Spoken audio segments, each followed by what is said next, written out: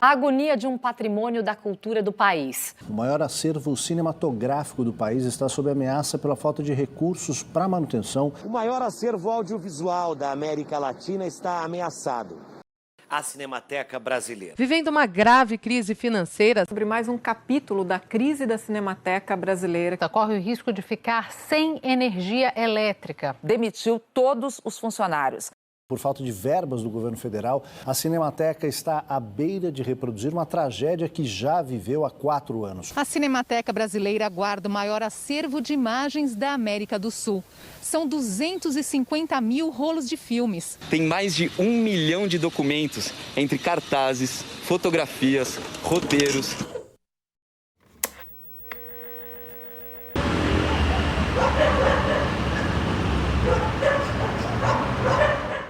A Cinemateca Brasileira, principal instituição do acervo e restauração do audiovisual do país, passa por sua pior crise. Fechada desde março de 2020, a Cinemateca sofre com falta de verba e de comando. Para entender a instituição, que existe desde a primeira metade do século passado, conversei com pessoas que fizeram parte dessa história em diferentes épocas, em diferentes papéis. A crise na Cinemateca não aconteceu do dia para a noite. Os problemas começaram em 2003, quando a Cinemateca Brasileira deixou de ser um órgão autônomo e foi incorporado à Secretaria do Audiovisual do Ministério da Cultura, passando a depender dos planos do governo vigente e resultando nas oscilações sofridas pela instituição na época. Em 2008, a SAC, Sociedade Amigos da Cinemateca, que ajudava a desenvolver ações de apoio à Cinemateca desde 1962, passou de entidade civil sem fins lucrativos para uma OCIP, Organização da Sociedade Civil de Interesse Público. Essa transformação possibilitou que fosse firmado um termo de parceria entre a SAC e a Secretaria do Audiovisual. Quem viveu aquele momento foi Maria Fernanda Coelho,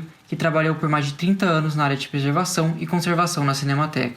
O que acontece é que os anos 2000, o Brasil inteiro, mas especialmente São Paulo, parte para um tipo de solução de gestão privada de acervos de instituições públicas, né?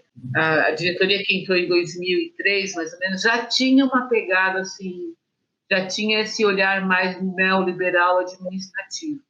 E, declaradamente, era contra funcionários públicos, achava que isso não era a solução para a instituição e era a favor de contratar mão de obra terceirizada. E a gente dizendo, olha, não pode fazer isso, você tem que deixar pelo menos uma equipe mínima de funcionários públicos, porque a hora que faltar dinheiro, não tem quem segure a ponta, porque todo mundo é contratado.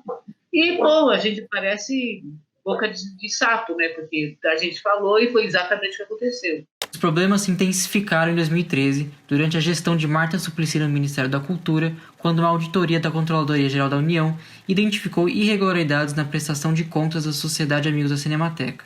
É importante pontuar que as irregularidades foram administrativas e não haviam evidências de desvio de verba ou enriquecimento ilícito. Mesmo assim, a auditoria da Controladoria Geral da União interrompeu os repasses financeiros à SAC. O cineasta Roberto Gervitz, diretor de filmes importantes como Braços Cruzados, Máquinas Paradas, tem uma relação antiga com a Cinemateca e acompanhou essa questão de perto. Naquele momento foi feita uma intervenção na Cinemateca brutal, onde um dos principais instrumentos que a Cinemateca tinha, que era o Conselho Deliberativo, formado por representantes da comunidade cinematográfica, do Estado e da sociedade civil, foi dissolvido. Deixou de ter um papel importante. Isso foi um golpe muito grande. O diretor da Cinemateca foi mudado, e a verdade é que a Cinemateca entrou em um período de, assim, uma espiral para baixo que não tem fim. O que aconteceu foi que, quando esse diretor foi exonerado, o Ministério da Cultura cortou a verba, cortou o convênio com a Sociedade Amigos da Cinemateca. Então, o Ministério só manteve projetos que estavam em andamento. Então, durante o ano de 2013, esse dinheiro foi só pagando os projetos que já estavam em andamento, e quando chegou ao final de 2013 já não tinha mais projeto nenhum. Então, os 100 e tantos funcionários que estavam contratados pelo projeto foram sendo mandados embora, até que ficou só a meia dúzia de gato pingado de funcionários públicos. Eu era uma delas, que estava lá naquele momento. Isso significa que a Cinemateca foi ficando fragilizada, porque nesse processo de privatizar, entre aspas, né, de contratar mão de obra terceirizada, também acompanha um trabalho de desqualificação do funcionário público, né? E foi um momento bastante difícil, né? No começo de 2014, o governo federal anunciou que iria adotar o modelo de OS para administrar a instituição.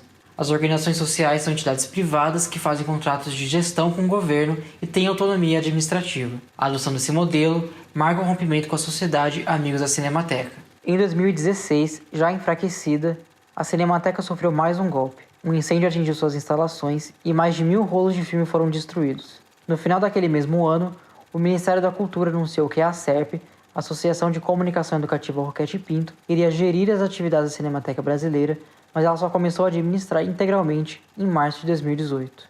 A ACERP fez uma gestão péssima, lamentável. Basta dizer que em 1 ano e 8 meses eles mudaram 3 vezes de supervisor. Não tinha experiência, não dialogavam com a comunidade cinematográfica de forma nenhuma, não resgataram o Conselho Deliberativo que existia até 2013.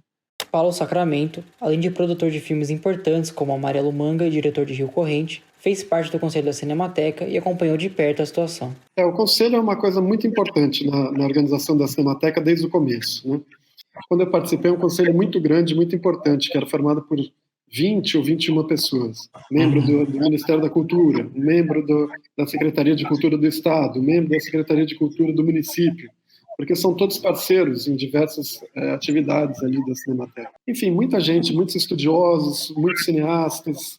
Então, esse conselho ele não era deliberativo, era um conselho consultivo, a gente criava demandas que eram encaminhadas para a diretoria poder executar, e também um conselho que fiscalizava tudo. Enfim, o que aconteceu é que houve uma mudança de gestão e a Cinemateca se transformou numa OS, que é uma organização social, e recentemente, por problemas internos do governo, etc., foi suspensa essa gestão da OS. E o fato é que a Cinemateca ficou fechada durante mais de 1 ano.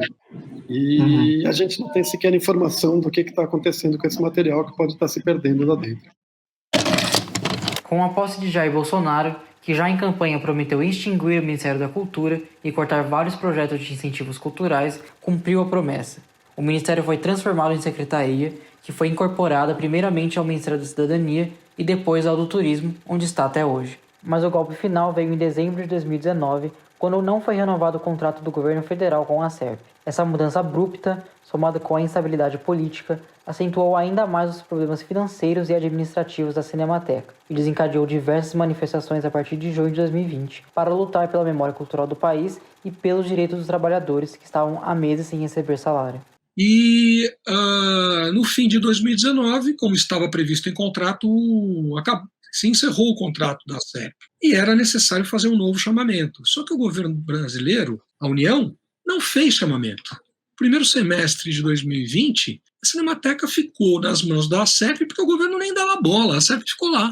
A Cinemateca começou a não pagar a conta de luz, a não pagar a conta de água, os equipamentos começaram a ter problemas de manutenção, uma coisa assim inacreditável. Os funcionários deixaram de ser pagos em abril, fizeram inúmeras greves, não foram pagos. O que aconteceu? Eu faço parte da Associação Paulista de Cineastas. Dia 4 de junho de 2020, nós do GT Cinemateca da APACE resolvemos fazer mesmo com a pandemia, que estava muito grave, a Cinemateca fechou, inclusive, em abril, escrevermos um manifesto. Esse manifesto foi assinado por 42 entidades brasileiras e foi assinado por 40 entidades das mais importantes em todo o mundo, desde o Festival de Cannes, Festival de Berlim, Cinemateca Francesa, cinematecas do mundo inteiro, a FIAF, que é a Federação Internacional de Cinematecas, que tem 138 associados, assinou esse documento, esse manifesto, e nós fizemos um ato diante da Cinemateca lendo este manifesto, e nós chamamos esse ato de SOS Cinemateca e adotamos esse nome.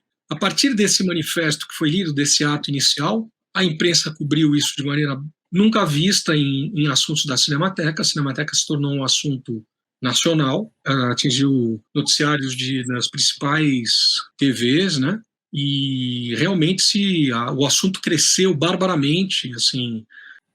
Tudo isso foi acontecendo de maneira bastante intensa durante todo aquele semestre, e no dia 4 de agosto, o governo percebeu que tinha mexido num vespeiro que ele não tinha a menor consciência, devia achar que a Cinemateca era uma casinha, que era aquela casinha do Ibirapuera, de 1970, com um filme mofado. Não tinha a menor ideia do que era uma Cinemateca. Inclusive chegaram a indicar a Regina Duarte para ser a diretora da Cinemateca, coisa que estatutariamente nem era possível, né? O Bolsonaro indicou a demitida Regina Duarte da Secretaria Especial de Cultura para dirigir a Cinemateca. Isso não era possível, porque estatutariamente não existia esse cargo. Ela teria que pertencer a uma OS. Encontrei Carolina e Thiago, funcionários demitidos da área de preservação da Cinemateca, rolando cartazes de protesto para apoiar todos os trabalhadores que perderam seus empregos e até então não tinham recebido seus salários. Thiago trabalhava na instituição desde 2016 e Caroline desde 2018. E além da situação trágica que é a Cinemateca fechada, que é óbvio que é uma tragédia para a gente como profissional, para a sociedade brasileira, para todo mundo, a gente ainda não recebeu nada dos nossos direitos. Então, assim, tem dois lados, né? Tem a manifestação, tem esse peso da instituição fechada e tem nossos direitos como trabalhadores que ainda... A gente veio para a Cinemateca, eu trabalho há 8 anos como preservador audiovisual. Essa é a nossa profissão, é o que a gente faz da vida. É muito triste e lamentável ver a Cinemateca nesse estado. Em 2018, quando entrou a Roquete Pinto pela OS, a gente achou que as coisas iam se estabilizar um pouco, que a gente ia ter uma continuidade maior lá dentro. Mas aí, com a mudança de governo, né, porque a Roquete Pinto entrou com o governo Temer, quando chegou o governo Bolsonaro, começou a ter uma mudança, né, na direção da Roquete Pinto, mudança na coordenação da Cinemateca, e a gente já começou a entender que as coisas estavam um pouco mais complicadas, assim, nessa questão política. E aí os trabalhadores sentiram também alguma necessidade de se unir, de fazer um movimento que também lidasse com as questões trabalhistas. Então, e a gente que criou o movimento dos trabalhadores da Cinemateca. E, enfim, assim como o acervo é importante, a gente também luta que os trabalhadores são parte da Cinemateca, né? É um conhecimento que se perde, né, nesse momento. Assim, já foi uma perda muito grande com a saída dos servidores públicos, depois a saída desses técnicos que estavam há décadas na Cinemateca. Então, boa parte da memória do trabalho, da memória da Cinemateca vai se perdendo, porque não é exatamente muito fácil achar técnicos especializados em preservação e com tanto conhecimento sobre a instituição, sobre aquele acervo ali da Cinemateca. Voltando ao que aconteceu, em agosto, o governo, a Secretaria Especial de Cultura, retomou as chaves, e a Secretaria do Audiovisual foram à Cinemateca retomar as chaves da ACERP, coisa que devia ter acontecido 6 meses antes. Retomaram as chaves da ACERP para fazer um novo chamamento. Prometeram regularizar o serviço de luz, água, manutenção de equipamento, e nessa ocasião, quando estava lá o Hélio Ferraz, que era o secretário especial de projetos audiovisuais, nós da PASC propusemos a ele que a SAC, a Sociedade Amigos da Cinemateca, desenvolvesse um trabalho na Cinemateca de proteção do acervo, que se fizesse um chamamento para uma nova OS e essa OS assumisse, porque o acervo está correndo alto risco. E ele falou que em 2 semanas isso iria acontecer, e que em 2 semanas o chamamento também seria publicado. Até hoje, a Sociedade Amigos da Cinemateca não assumiu para fazer o trabalho temporário com ex-funcionários especializados e tampouco foi publicado o chamamento para uma nova OS. Desde que a Secretaria do Audiovisual reassumiu a Cinemateca em agosto de 2020, muito se especulou sobre o que estaria acontecendo na instituição. Ninguém foi autorizado a entrar ou gravar até o último dia 20 de maio, quando fui recebido pela coordenadora da Cinemateca, Jéssica Ellen, funcionária de carreira na secretaria. Então, assim, antes dessa nossa vinda no dia 7 de agosto, para a retomada mesmo da chave, ou tentativa de retomada, pois a gente não sabia se a gente ia ter sucesso ou não, o SPOA, que é o subsecretário de orçamento do Ministério, veio, solicitou uma entrada e ele não concederam para ele. Então, ele fez um boletim de ocorrência para a situação. Então, ele não conseguiu viabilizar naquela data contratos, né, que era o que a gente queria. A gente queria chegar aqui, ver qual era a situação da Cinemateca e fazer contratos emergenciais, né, para poder salvaguardar tudo que tem aqui. Mas não foi possível. Desde então, o que a gente fez? No dia 7 de agosto, os contratos já entraram em vigência. Eu fiquei aqui, eu e o secretário substituto, né, ficamos aqui até mais ou menos umas 9 horas da noite. A gente só saiu daqui quando chegaram os brigadistas, quando chegaram seguranças e quando a gente teve contato com a empresa de climatização. Foi então que aí a gente retomou para o Ministério a gestão da Cinemateca. Essa gestão ela só foi confirmada em novembro de 2020, quando saiu o decreto criando a Coordenação Geral da Cinemateca Brasileira, a qual eu sou coordenadora hoje. E desde então a gente vem trabalhando nesse sentido. Então a gente já fez várias contratações. O que era emergencial tornou-se, foi licitado, então a gente tem fez pregão e a gente tem aí contrato de vigilância, né, de vigilância, de brigadista, de climatização, de controle de pragas, de avaliação de solo, que é feita lá na Leopoldina, porque além da Clementina, a gente também tem a unidade na Vila Leopoldina. A gente está talvez fazendo reparos hoje que talvez nenhuma organização social teria condições de fazer. Segundo Jéssica, a intenção é contratar uma nova organização social para gerir a Cinemateca. Nesse momento, a OS está diretamente com a União, mas desde o ano passado nós estamos no andamento da publicização da Cinemateca novamente. Então, foi feito o estudo de publicização. Provavelmente essa semana o ministro do Turismo vai assinar a portaria, que ela já foi assinada pelo ministro Paulo Guedes da Economia, que vai viabilizar o chamamento público. Então, a probabilidade é que, dentro de 6 meses, a gente tenha a organização social aqui, que realmente é o prazo que se tem para poder fazer esse tipo de edital. Essa contratação pode não acontecer em curto prazo. O plano emergencial é voltar a ter a SAC como colaboradora. Mas, atualmente, o que está se estudando é uma parceria com a SAC, né, para que ela traga uma doação de serviço, né, por meio de doação de serviço, que ela traga os técnicos especializados para poder trabalhar aqui. Porque a nossa maior preocupação hoje é realmente que esses técnicos voltem e façam as atividades finalísticas da Cinemateca. Resgatar a história da Cinemateca é mantê-la viva. Uma história que começou quando o professor e crítico de cinema Paulo Emílio Salles Gomes fundou o primeiro clube de cinema de São Paulo junto com seus colegas da USP. No início, o objetivo era difundir e debater sobre o cinema e estudar mais a fundo a sétima arte. Em 1941, o clube de cinema passou a funcionar clandestinamente, pois foi fechado pelo Departamento de Imprensa e Propaganda no governo de Getúlio Vargas. Após alguns anos, o segundo clube de cinema de São Paulo foi formado e, em 1949, fez um acordo com o Museu de Arte Moderna de São Paulo para criar a Filmoteca do MAM. Em 1956, o clube se desvinculou do MAM e se transformou na Cinemateca Brasileira, uma sociedade civil sem fins lucrativos com a intenção de preservar o patrimônio cinematográfico nacional e internacional. Desde aquela época, a Cinemateca já sofria com falta de recursos. Em 57, sofreu seu primeiro incêndio, causado pela autocombustão dos filmes em suporte de nitrato de celulose, que causou a destruição das instalações e de quase todo o acervo. Nas décadas seguintes, a Cinemateca iria sofrer mais 2 incêndios, um em 69 e outro em 82. Em 1984, a Cinemateca foi incorporada ao governo federal como órgão autônomo do então Ministério de Educação e Cultura. A Cinemateca foi bastante pioneira nessa questão do tratamento técnico do acervo, né? E aí montou o laboratório de restauração. O laboratório de restauração foi o primeiro laboratório de restauração do Brasil, se não me engano, da América Latina, né? Foi o único durante muito tempo. A Cinemateca ainda era uma fundação privada, sem fins lucrativos, trabalhava com muita dificuldade, então trabalhava por projetos.